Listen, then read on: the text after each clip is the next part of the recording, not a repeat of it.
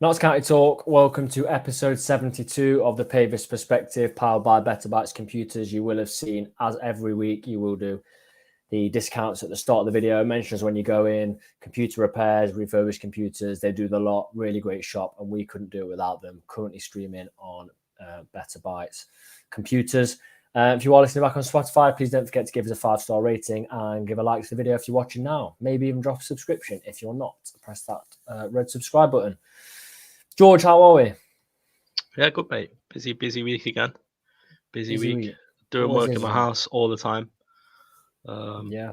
So if there's any construction workers that are watching now that want to help me, it's more than welcome. There you go. It's a plea, really. It's a plea. It's a massive plea. Yeah, it's a plea. Evening, Stephen, James, Ian, other Ian, Paul, Chris, Charlie, Gary, Ellie. So many people. Maggie already messaging in. Really great to have you with us. And if you've just seen the tweet we've put out, this is going to be a Pavis Perspective full of positivity. I saw on social media quite a lot of tongue-in-cheek about this. And we've been guilty of this on the channel. Everyone's been guilty of this as Notts fans. Things don't go our way, and we kind of have a collective thing in our head of, this is not some things don't work out for us. I think for the last 19 games, we get that out of our head, personally. Yeah. And I think we just go for it. 19 games. Let's see what's going to happen. Regardless if we go up automatically, we're never going to have a season like this. Unbelievable. Yeah. One loss in 27 games. What do you think about that, George? Yeah, I agree with you. I think we've got to be real with ourselves, right? You look at Wrexham's spending compared to ours. Obviously, we still spend high compared to the league, but like Wrexham are a world-renowned brand, aren't they? Yeah. Massive following from around the world because of their owners. Everyone keeps sort of saying, "Oh, they always find a way to win, and they always win games late on. They always find a way to win." They're 3 points ahead of us, and we're on the same amount of games now. We're finding ways to win as well. We're winning games. We're putting in really good performances. Where you watch Wrexham, it's a bit of a combination. I wouldn't say it's complete Route 1 football, but it's obviously, for me personally, it's a lot less technical than the way Notts play. It's a lot more direct, and that's why they got Ben Tozer doing long throws, things like that. But for us to be within 3 points, Rex, I think we have 2 league games before Wrexham kick a ball in the National League again. I honestly literally think on Saturday. On Saturday, yeah, it could be 3. You might be right. On Saturday, if we get a big enough scoreline, we're back top. Yeah. So that for me, there's no stress. I was very annoyed at the Chesterfield postponement. I thought, it looked all right, but it's obviously harder saying that from not actually being there. At the day planned, didn't we? We were all going to go down, and then Solihull again. Obviously, it's frustration, but we don't want to vent that frustration the wrong way. I think Notts are doing fantastically well this season. We can go back top on Saturday, so I can't see any reason to be negative, to be honest. No, 100% agree. I think it is 3 because I think we play this weekend. We then play Tuesday, and then they're the 20 past 5 kickoff for BT. 3 games, like you say, get 3 wins in those games. I know I'm just saying get 3 wins in those games. But if we could get 3 wins in those games, I know they'd have 2 games in hand. We'll be 6 points ahead, and all of a sudden, then it's back on there. So, yeah, exactly. I think we just need to be positive as Notts fans. Let's just, we've got to get behind them. I can't stress this enough. And at our level, things get through on social media. They'll be seen by players on social media. So I think we just stick with them. We don't get the result we want against Halifax. Go again against Solihull. Don't get it. Go again against Torquay. Because the word you text me straight after, didn't you? Wrexham got they didn't play very well first half against Gateshead, and they got into it. Every single away game they're playing poorly. Every game, and the word you used to me was sustainable. Are they sustainable? Is that sustainable? It might be because they're a very good side. I'm not taking that away from them, but it's not sustainable every game. No, so there will be a point that slips up, and on that game they slip up, we need to take advantage. Okay, that's the way I see it. Wrexham I think they're in a bit of a bubble as well. They really are in a bit of a bubble, really, because what has happened to Wrexham is pretty crazy, to be honest. And let's be honest, if it was not, you'd be over the moon, wouldn't you? Yeah. But the way that they're playing, like you just said there, I was saying it wasn't sustainable. You know, they're playing very direct. It's like I feel like that bubble could definitely burst. And I know that's easy for me to say as an Ots fan, but you know, I think the way we play football is superb, and for me the right way. And I seen someone tweet, "There's no right way to win a game." It's true, it is true, but I feel like there's a right way to build a club to sustain itself at levels above just by like that style. If that makes sense. Yeah. For me, this is what put it into context. I looked at and we will stop talking about Wrexham in a second, but it's going to be this for the rest of the season. They're our direct rivals. Chesterfield is still there or thereabouts. Got a late winner against Altrincham, I think, on Tuesday night. But they've still got a long way to go. Their February is horrific, as is Wrexham. Thereabouts. There or thereabouts. So that's the first cliche. And ours is slowly becoming congested, but that's part of being in the National League. You can never say at the start of the season, I'm going to this game in January. Saturday, Tuesday. Another cliche. Here we go. Yeah. But you can never say I'm going to be at that game in January, especially if it's in Chesterfield. But there we go. Should have known that was coming. But I looked at it. I looked at the side they put out against Gateshead, and I believe it was 7 players that started the game on Tuesday night had played in League One or higher in the last year. And the 3 players that weren't were Mullin, Palmer, and Luke Young, who's massively underrated. League One or higher. One of them was Championship, Elliot Lee. That's unbelievable. Yeah, That's yeah. insane. And that was sort of what you said back to me, wasn't it? When I said about sustainability, you were sort of saying that the quality of player that they have makes it more sustainable. So, like you say, that is a really good point. And yeah, the quality they have is insane. It's insane. But we've got some good numbers in there as well. You know, you look at the additions that we've had really this season. Obviously, you've got Bostock. You've now got Jody Jones, players that have played at a high level, pretty well regarded. Obviously, Jody Jones had a bit of an issue, hasn't he? With I think it was quite a bad ACL injury, wasn't it? So he's not had, he's not had loads of football in the last couple of years. But one of my friends, who's actually a Derby County fan, messaged me when the news came out, and he was like, "I can't believe you signed him. He's absolutely class, like brilliant player." Yeah. So fans across the board from the Championship and League One recognise his talent, so it's promising. Yeah, I looked and Oxford fans were fuming he'd gone. Yeah, I saw that actually. They were sort of saying they don't know what's happened because he was class, could definitely have got first team football if a different manager came in. So something must have happened behind the scenes. Must have. Yeah, must have. Josh, love this. Says first Thursday off work. Hope you have a good day off. Has listened to my favourite not show. Evening, guys. Really appreciate that, Josh. More of you join us. Hi, Andrew says hi, Tom and George. More of you joining us. Really do appreciate it. We'll get to some of your comments. They're coming in really quick, so we'll try and get to those. Let's take it back then to Saturday. I woke up and I never in my mind on Friday night thought the game could be off. No. And I woke up, had a little bit of a lie-in, and I was just sat in bed. Didn't get up to look out the window. And then I see this thing about a pitch inspection. I was like, okay. Didn't expect that. I think it was supposed to be -1 when I'd looked previously. And then it went to like -4, -5. Yeah.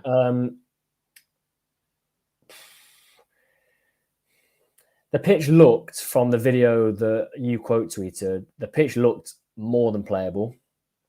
I know there was a part that was hard, and Luke Williams said it was quite hard that under one of the stands that didn't get a lot of sunlight. They do have the heaters. I say that was a 50-50.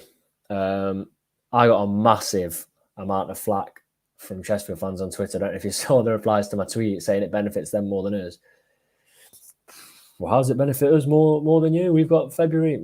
I'm sorry, you postponed your other games as well. Like, I got massive. My phone was just going mad with Chesterfield fans calling me this and that. Yeah, I don't see how. Fairly easy to get a nibble out of, aren't they? Yeah, I don't see how. There's a few good ones out there. It didn't benefit us at all. So if it doesn't benefit us at all, but there is the benefit to them of Paul Cook not being there and players come back from illness, it benefits them more than us. Regardless of whether they've got January signings to come in, they've got Cole Clough to bed in more. Doesn't matter. Like, to me, it's there. And then speaking to my dad on the phone after that, when I said it's postponed, he said, at least we've got Tuesday night. He said that definitely won't be off. Temperatures looked okay. Next thing you know, it's -4 at like 6 in the morning. Yeah. You were in Birmingham that day working, weren't you? I know Uh-huh. Solihull in and around Birmingham, and you sent us a picture of the ground. I thought you'd like sprinkle grit on the ground. It looked like grit. Was it bad? Well, it was just like an area of grass that I was working on at that moment in time that had quite a lot of frost on it, and it was solid. It was solid. Yeah. But it was shadowed. But there's always a shadowed part of a ground, isn't there? I mean, Solihull. To be fair, Solihull's ground is quite small, so. Not, yeah. I was really good about that one, but you know what? This sounds mad. In the long run, I think it might benefit us because we don't do that well against Solihull. We're in good form, but we're not in fantastic form. Because we've got a couple of draws there. Like unbeaten is brilliant. But I think spreading those out might help us a little bit. I think it could be good in the long run. Yeah. So personally, there are my takes on it. There's a lot of conspiracy theories going about.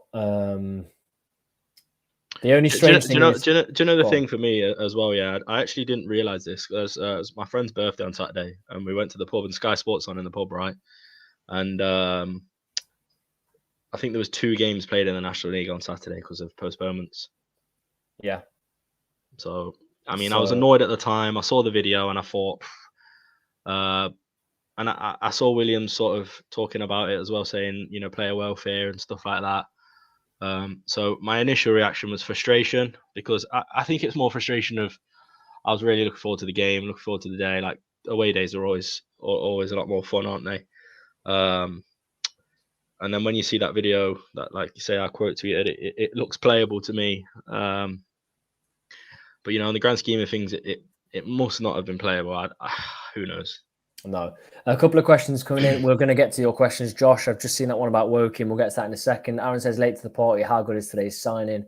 Don't worry, you haven't missed us chatting about that. We're going to go into that in a second. Richard has joined us. So evening.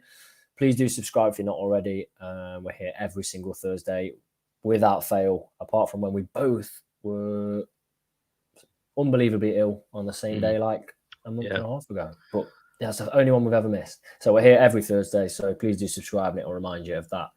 The only strange thing for me was that we outright said we asked Solihull to play Wednesday and they said no.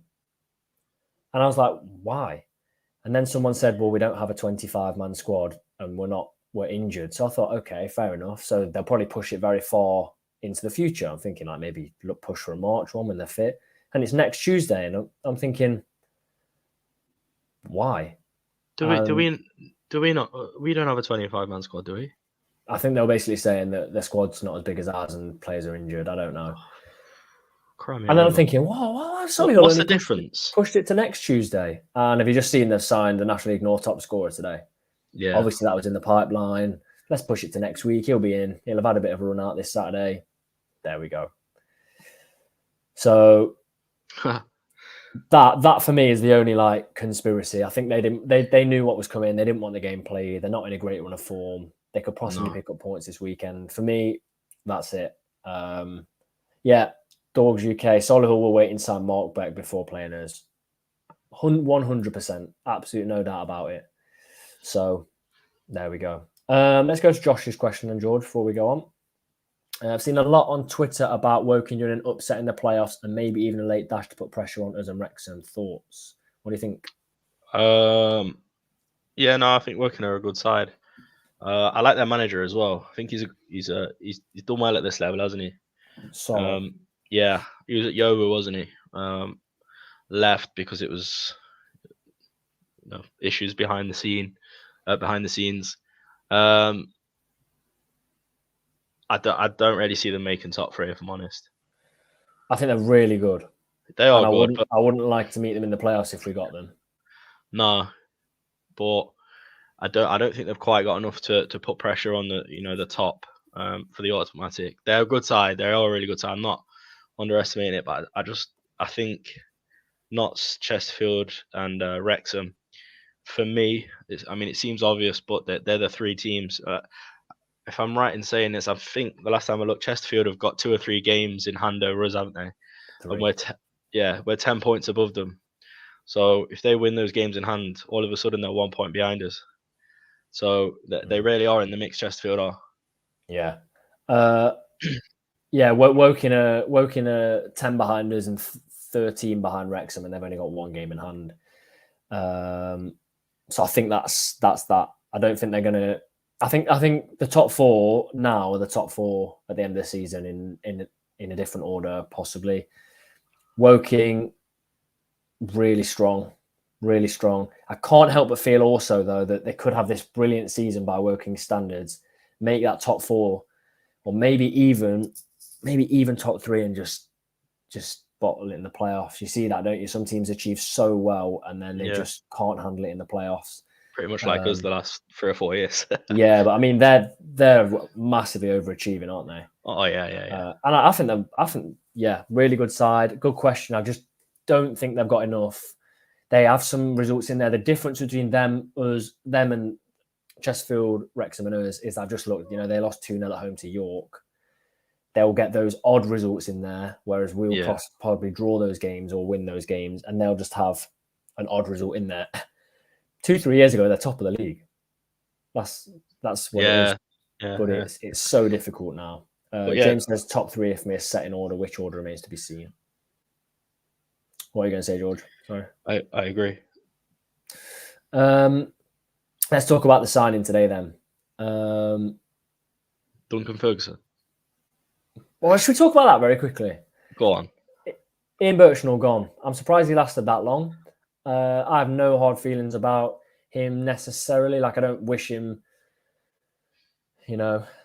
wish badly for him, but he did just leave us in the lurch. Look, I agree. I don't have any hard feelings towards him because at the end of the day, him leaving left way for Luke Williams, who for me is just different gravy. But in terms of a characteristics swap, Duncan Ferguson, complete opposite. Crazy. I bet I don't know. Charlie said, have you seen the video where they gave him like a vegan burger? No. He's like, I look forward to eating that later. Not a chance to eat it later. I saw the handshake between the owner and him, and Duncan Ferguson like suited and booted, and the owner's just like wearing trackies, I think, and it's a really hard. I don't know what they expected though. I know they've got a decent bit of money behind it. The Forest Green in League One.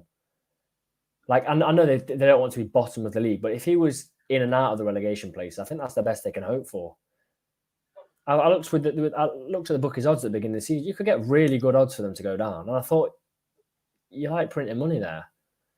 Yeah, because they're a very, very, very small team. They're the smallest team in the top 4 divisions by a country mile.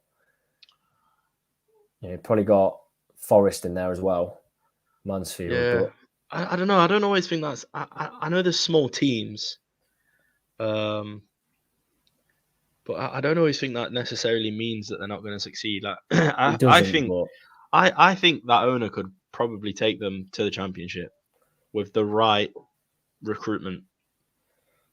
There's some massive clubs in League One. Don't get me wrong, but I genuinely believe it. That's fine. I'll eat my words if I can't see them in the Championship. I think League One's too big. Like, it's too much of a step.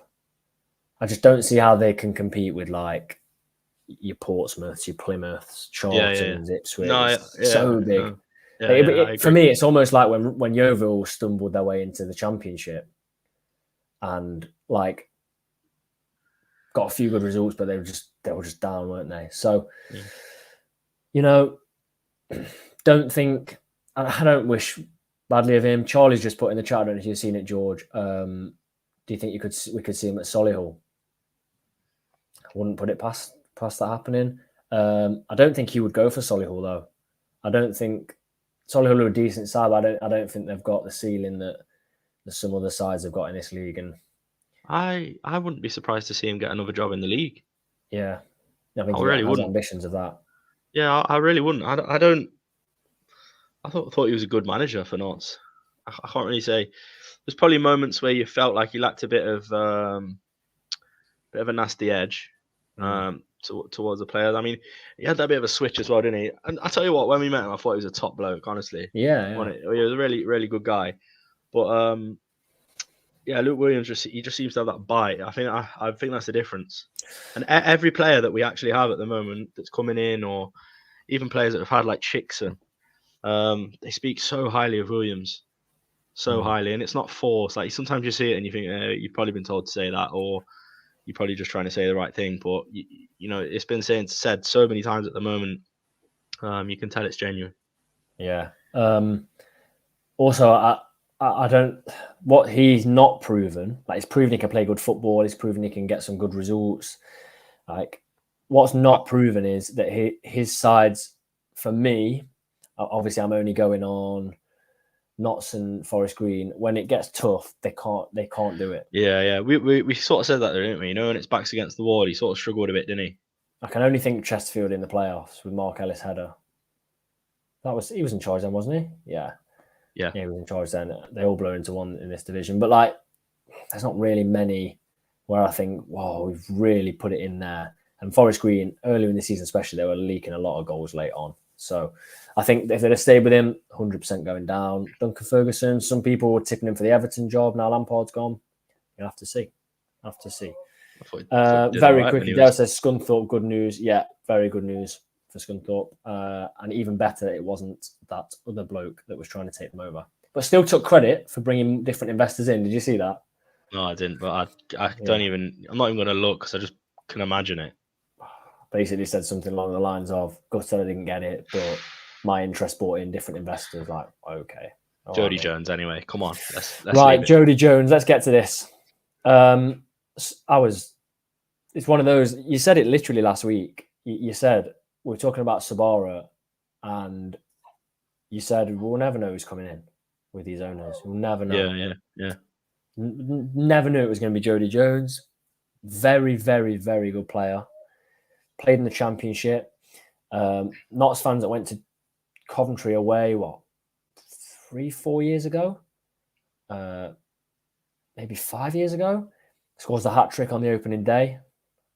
Away from home. Well, home for him, but Notts with the away side. Like we've already said, Oxford fans can't believe Carl Robinson didn't play him. Apparently he tore it up on his trial in pre-season. But, we've got him. And you've already mentioned a couple of ACL injuries, but I kind of think the style of football we play, you never really, we're in control of games, aren't we? So I think it's a fantastic signing. I think there's a potential to be top 3 player in the league if he's firing. Yeah, I agree. And I think he's got everything to fight for. He can really kickstart his career again because he's been out for such a long time. Like I said, I think, correct me if I'm wrong, but I think in the last 2 seasons he's played 15 games. It's like 224 minutes. Yeah, it's not a lot. So for him to come in now, maybe he might not be available straight away, but if he's available for the majority of the rest of the season, that's a massive opportunity for him to kick. He's 25. He can really kickstart his career again. If he has a fantastic, half a season at Notts now and gets a promotion with us, that's going to do wonders for him.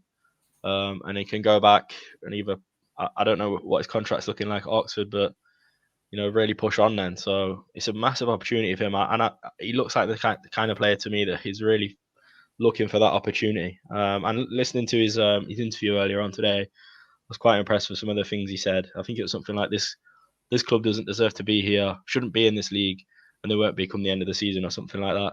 Love that. You love to hear things like that, don't you? It's these things, isn't it? Like comes in and helps us like score some vital goals, could be a cult hero. Could generally be a cult hero. You say you don't know what a contract situation is like. He's out of contract in the summer. So you like to think, if we do go up, you've got Bostock signed for the end of next season. Yeah. You'd like to think, well, and the way people speak about our club, I haven't heard anything bad, like anything, the players we sign have any issues. The last one was Casper Sloth like 3 years ago that had any kind of attitude problem or anything like that. Player of the year. We signed someone, didn't we, up top, and everyone said he's got attitude problems. Ended up being fantastic. Was it Nathan Thomas? Yeah. So I genuinely think they'll have got it right in that respect. To be fair, didn't he leave mid-contract because of COVID or something? Yeah, but I think He that was was no, but you're right. He was class, and he didn't really seem to have an attitude problem when he was playing for us. no. Yeah, I think it was more like he didn't like. That's when COVID was just coming out, wasn't it? And I don't know if there was a new he just had a new child or something. But I know this is mad to say, but like going to Wrexham away, and you possibly got a fully fit and firing Jones on the pitch, like that fills me with a lot of like confidence. I hate to say it, but it's obvious. A fully fit and firing Jones is a step up to probably anyone we've got. Like I've just seen the comment from Aaron. He said if he's fit, he's Ruben, but better. And you can't. Ruben's amazing, but you can't say it's not because he's played in the Championship. He's torn us apart with a hat trick a few years ago. Like he's a very, very good player. I think Spurs were after him at one point before these injuries. We're looking at him, so he won't be fit straight away. Need something against Torquay or against Halifax. We would have bought on Sam Austin, who I love, and there's a definite place for him this season. He'll start more games. He'll win us more points. He's really good. But then you can bring on Jones. Absolute different class. You could have, and I think Bostock will come good. I just think we went through a bit of a sticky patch. You could have Bostock on the pitch with Ruben, Langstaff, Matty Palmer, and Jody Jones on the same pitch at the same time. It's unbelievable. The thing with Bostock for me, I don't think he's been bad. No. But I just don't think the position that he plays isn't very flattering. So you're never going to be the star boy if you're playing holding midfielder, are you? No. But at the same time, if we win those games and take our chances, no one mentions his name. Yeah, exactly. Yeah? So that's what I think. But for me, Jones he's got to stay fit. That's the thing. I saw someone tweet as well. We're pretty good at rotating attacking players, aren't we? And it gives us an opportunity to rotate Ruben a little bit more because he is shattered every game. Yeah. Do you think that puts Sabara interest to bed? Or is there room for another player? I think there's definitely room for another striker. Yeah, and that's the problem. And I definitely think there's room for another wing back as well. Yeah. I'd love like a really tall wing back, maybe not as pacey, bit more strength about him. Dan Burn at Newcastle type, 6'7". Yeah, exactly like that. But because I just feel sometimes we lack a little bit in that department defensively. So I think a bit of a different approach at wing back that gives you a different option as well.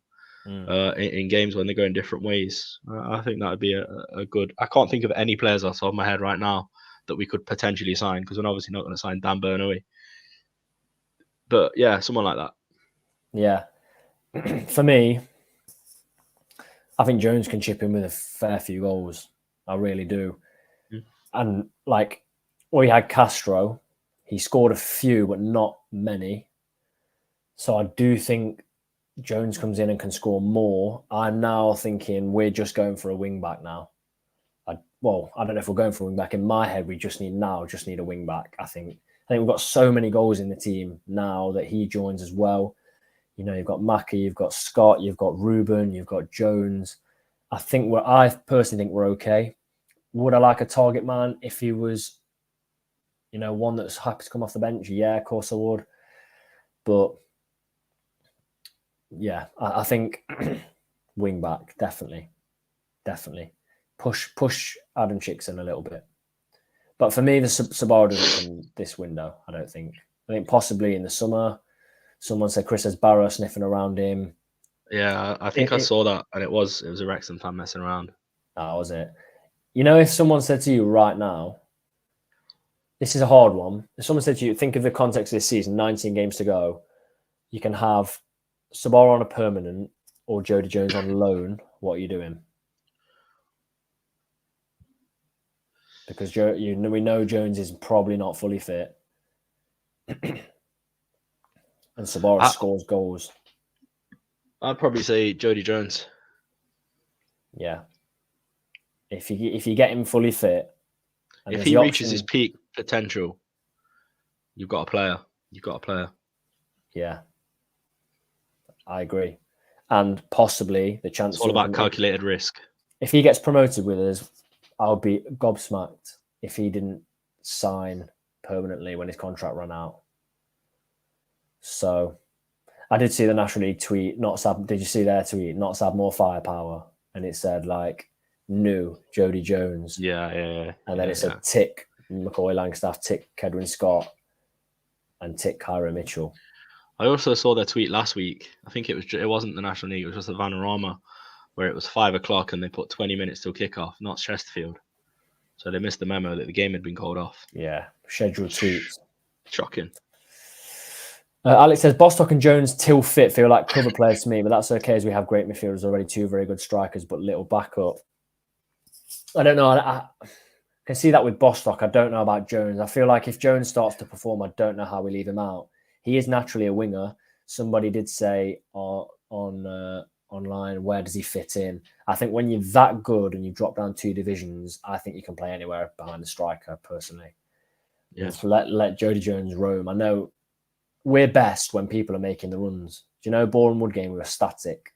So it's all about that. Chris, surely Vinny is going to move on now. Yeah, got to. Done for me. I can't. There's no way he's getting back in. No way. Crazy, isn't it? Really crazy. I just love to know what happened. We were here 2 weeks ago saying, "Oh yeah, I think he could feature after the trophy game." Things change quick, don't they? I mean, he still could. Where? Yeah, but who? I think he just brings that something. I see people saying Vincent's not good enough. Like, oh, where? Vincent's class. Like, literally, there's moments last season where Vincent was our last player, our best player on the pitch by a distance. Like, honestly, I don't. But how long was someone that goes for? out on loan. Yeah, I know, but no one has fantastic length of form in this league. I don't care. Matty Palmer. One player out of our whole squad. Even Langstaff, fantastic start to the season. He's still a great player, but he's not scoring as many goals as he was at the start of the season. And I know he'll pick it up because he's just got that eye for goal, hasn't he? But consistency is hard to pull across a full season, especially at this level. I mean, it gets said a lot, doesn't it? Maybe it's a bit of a cliche, but that's why players are at this level, because of consistency. James, convert Vinny to a left wing back. I'm not against that. Could you imagine that? The energy he's got. I'd love that. I don't know if he'd be there defensively. Some of the passes that Vincent can pull off as well, and there's not many people that can pull off them passes that we have. Yeah. So I think he, if he's training well, I wouldn't be against seeing him in the starting 11. No, definitely not. Definitely not. We're 33 minutes in without even talking about the 2 teams we're playing. Now, Solihull, we've already spoken about at the start of the video with the new signing Mark Beck. We spoke about them all in the last Pavis Perspective episode 71. 2-0 notes. Yeah, we know what to expect from them. We know what to expect. We struggled down there, but I'm feeling pretty confident. Let's look at Halifax then. 4-1 at their place. It was like 5 games into the season. We were the first team they scored past. Cairo, last time he scored was that game. Cup to the fans. Macca and Scott scored within a couple of minutes of each other. And we just looked brilliant when we got control of the game. Obvious to say, and I'm not even going to say it anymore because the way the season is, it's a must-win game. I could say that every game for the rest of the season. Every single game we have to win. I'm going to hold you to that. Every single Pavis Perspective, you got to say it. There's no point saying it though, because it's so obvious. Put it in brackets in the video. Okay. Pavis Perspective, episode 84. Must win games. Must win games. We've had 2 weeks and 3 weeks since the league game. Is that right? Just under, because Bournemouth was a Tuesday night, so just under 3 weeks. I think we have to win this game. I think we will win the game. They didn't look very good the other day, Halifax. They're not anywhere near what they were last season. And I think we'll see now what knots are made of, I think, because we've been around the top and, we've we've not won games and Wrexham haven't gone above us. Now Wrexham have gone above us. I think we'll see a really. I'm very confident of a good performance. Really good performance. Yeah, I agree. I think the players will be chomping at the bit to play some football, won't they? Yeah. It's been such a while for them, hasn't it? And there's only so much training you can do about playing a game, I'm sure. So I think we could see a really good performance on Saturday. Yeah. Then we got Solihull on the Tuesday. Then we go to Torquay. Then it's Chesterfield on that Saturday. I think has that been moved again for BT? 5:20, the Chesterfield game. Yeah. Then Barnet at home in the week, Yeovil away, and then go Southend at home. Like we've got a lot of games in Feb as well. And then Dagenham on TV on the 25th. But I really do feel like Saturday is going to be good. Like they're playing, who are Wrexham playing? Sheffield United in the FA Cup. Yeah. Put a marker down. I think be absolutely relentless. If we get a couple of goals, go for more and more goals. Just keep going. Yeah, because I think goal difference is really going to be crucial this season, isn't it, in the league? So, yeah, get 10 if you can. I mean, I agree. 20. But I think it'd be easy now to fade away and let the big Wrexham, plastered everywhere, sing the American national anthem before kickoff, things like that. Like I think it'd be underdog story of Wrexham. Yeah, unbelievable. I think it would be. Yeah, it'd be so easy to let them just go away with it now, but I don't think we will. Williams said, remember it was a pre-match for one game or the presser. He said something like, "How much do you want this?" He was asked. He said, "It's impossible to say.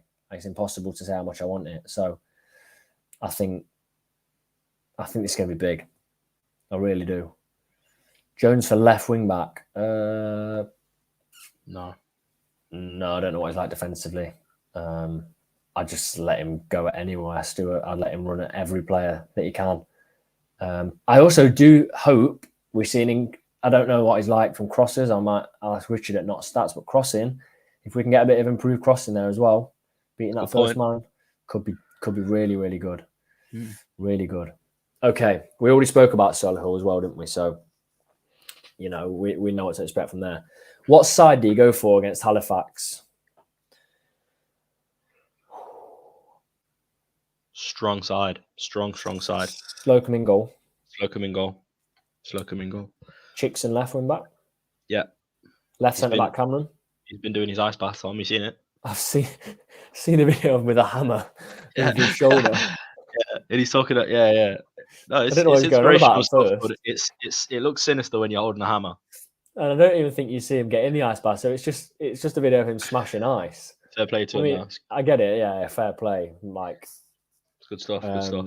He's an inspirational guy though. Motivational when we. 100%. Cameron at left centre back. Yeah. Baldwin. Yeah. Brinley or Rollo. Brinley. Yeah, I think for the home game, Brinley. Who are you going right wing back? The main. Yeah, I hope this breaks Toby a chance to be on the bench. Would you be surprised if Toby was fit enough? Because we've seen players be out and then he puts them straight in to see Chickson dropped and Toby and Aaron swapped on the wing back roles. I wouldn't be surprised. Yeah. Midfield then. This is where it gets difficult. Palmer, obviously. Paired with who? John Bostock. I don't think you're a very popular man. I'm not bothered. Wait for these comments. Do you know what I'm going to say? Genuinely. Go on. Because I think he works at home. I really do. Ed Francis. Okay. And then I think Jim away at Solihull. Ed Francis for me in the home games where I think we're going to really take it to Halifax. I'm going to play him. Palmer and Ed Francis. Okay. And then I'm going Ruben, Scott and Langstaff. Yeah, I agree with you. The only difference is Bostock for Ed Francis, isn't it? It is.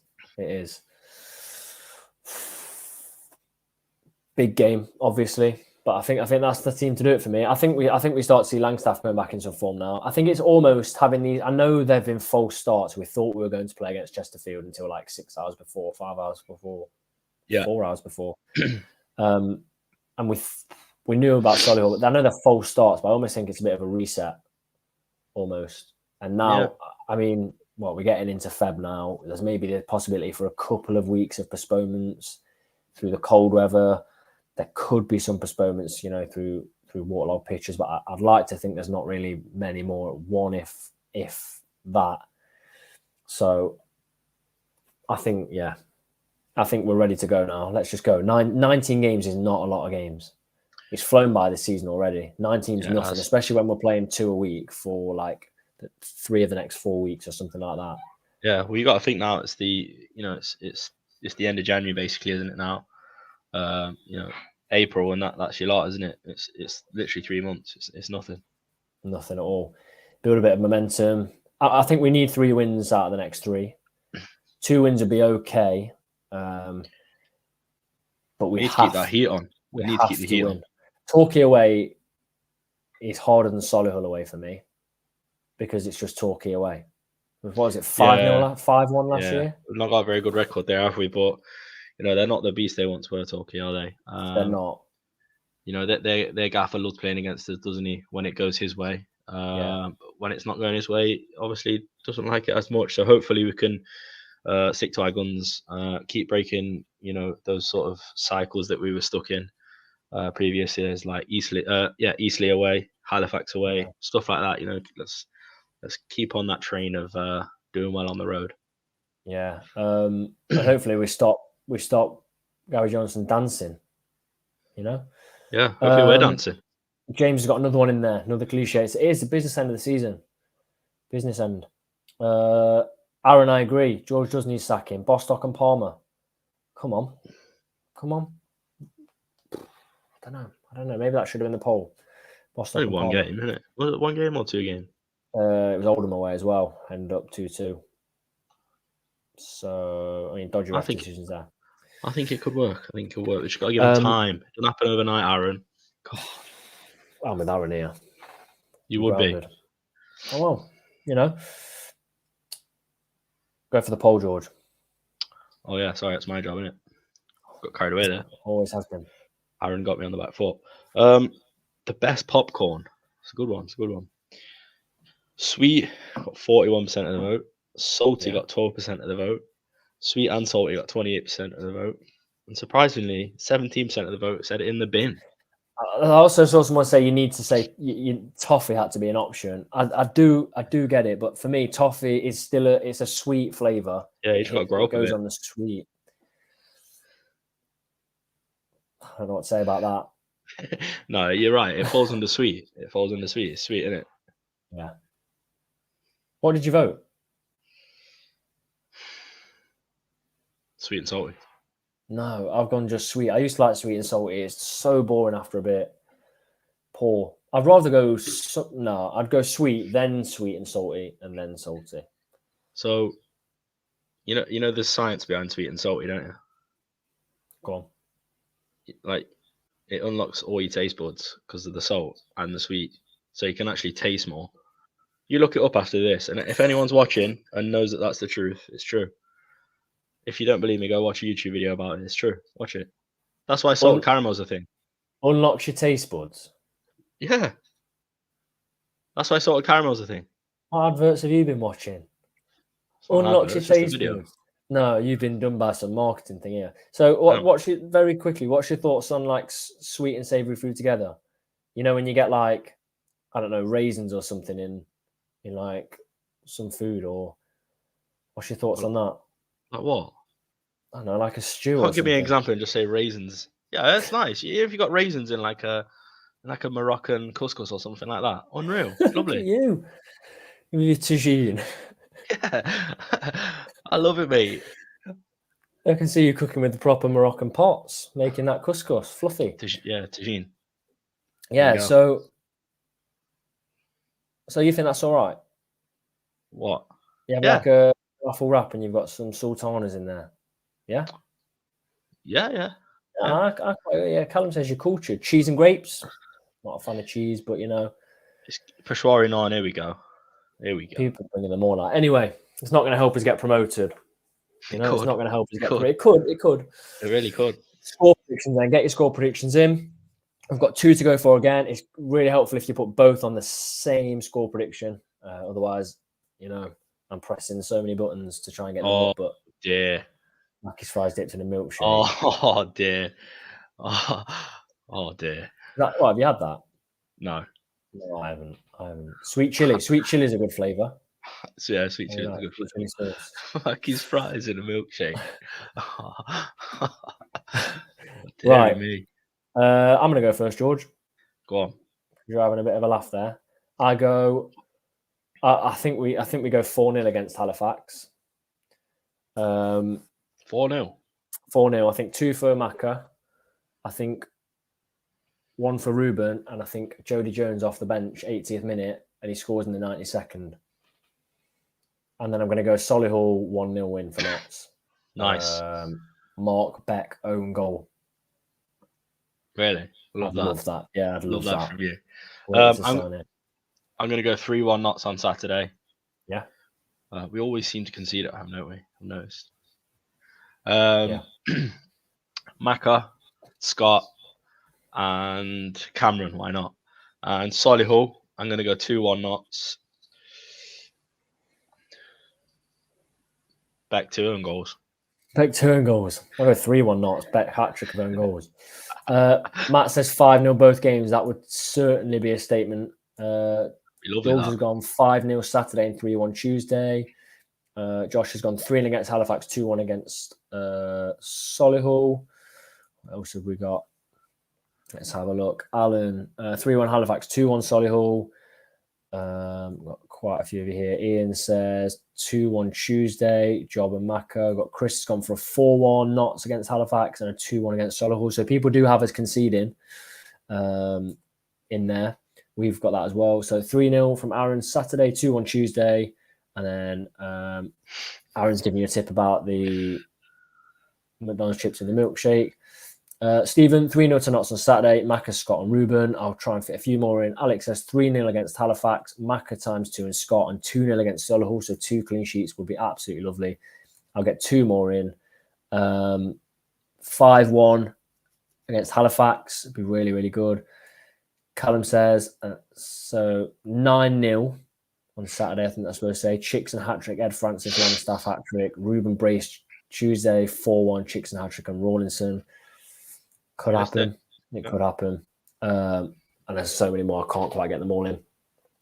But yeah, really good discussion tonight. Loved how many comments have been coming in. Always good to ask us some questions and to get our thoughts and to get yours back. Really interesting. Positivity seems to have stepped up. Despite Wrexham regaining that lead at the top of the league, Jody Jones coming today has been really, really good. Gives everyone a lift. Hopefully on Saturday, we can head back to the top of that league, like George said, get a couple of goals in there, get that goal difference back up. So as always, safe travels if you're going to Notts this Saturday or on Tuesday for the rearranged fixture against Solihull. Don't forget to like the video, comment anything you want to afterwards, and please do subscribe to the channel because it helps us out massively.